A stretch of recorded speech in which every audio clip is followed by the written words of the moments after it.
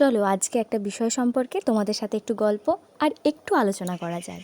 আজকে আমরা ভাই বোনেরা মিলে বেরিয়ে পড়েছি আমার যেখানে ছোটো মাসির বাড়ি আর রাজা রামমোহনের সেখানে আদি বাড়ি। নিশ্চয়ই তোমরা বুঝতে পারছো জায়গাটা কোন জায়গায়, রাধানগর গ্রাম।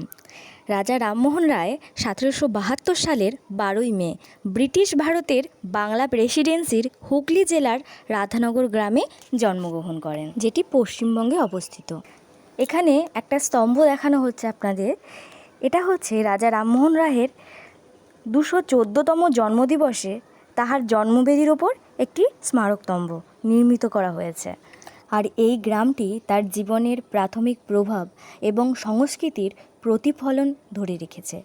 রাধানগর হুগলি নদীর কাছাকাছি অবস্থান করে এবং এই এলাকায় তার পৈতৃক বাড়ি এবং লাঙ্গুরপাড়া শ্মশানে তৈরি করা বাড়ির ধ্বংসাবশেষ এখনও বিদ্যমান।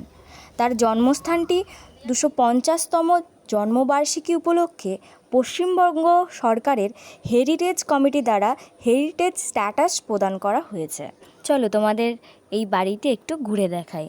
তিনি সম্ভ্রান্ত ব্রাহ্মণ পরিবারে জন্মগ্রহণ করেন, যেখানে তার বাবা রামকান্ত রায় বৈষ্ণব ছিলেন আর তার মা তারিণী দেবী শৈব পরিবারের সদস্য ছিলেন। তিনি অল্প বয়সে সতীদাহ প্রথাকে নিজের চোখে দেখেছেন এবং ওনার মনে যে কষ্ট জমা হয়েছে তার ফলস্বরূপই তিনি সতীদাহ প্রথার বিরুদ্ধে প্রচণ্ড আন্দোলন করেন। এই যে এখানে তোমাদের যে ছবিগুলো দেখানো হচ্ছে এর মধ্যে দিয়ে সেই চিত্রগুলোকে ফুটিয়ে তোলার চেষ্টা করা হয়েছে। শুধু সতীদাহ না, তার পাশাপাশি ধরুন বাল্যবিবাহ, বহুবিবাহ, জাতিভেদ প্রথার বিরুদ্ধেও লড়াই করেছিলেন।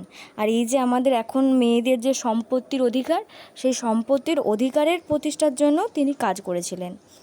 তিনি যে সতীদাহ প্রথার বিরুদ্ধে শুধু প্রচণ্ড আন্দোলন করেছিলেন এটা না, তার পাশাপাশি তিনি 1829 সালে এই প্রথা বিলুপ্তি করার সক্ষমতাও দেখিয়েছিলেন। ওনার শিক্ষাজীবনও কিন্তু বহুমুখী ছিল। তিনি শৈশবে গ্রামের পাঠশালায় বাংলা, সংস্কৃত আর 9 বছর বয়সে তিনি পাটনার একটা মাদ্রাসায় আরবি এবং ফার্সির শিক্ষা লাভ করেন। এরপর 12 বছরে যখন তার বয়স হয় উনি কাশীতে সংস্কৃত এবং হিন্দু শাস্ত্র যেমন বেদ, উপনিষদ অধ্যয়ন করেন। তিনি ইংরাজি ভাষাও শিখেছিলেন এবং বহু ভাষায় পারদর্শীও ছিলেন। তিনি 3 বার বিবাহ করেন।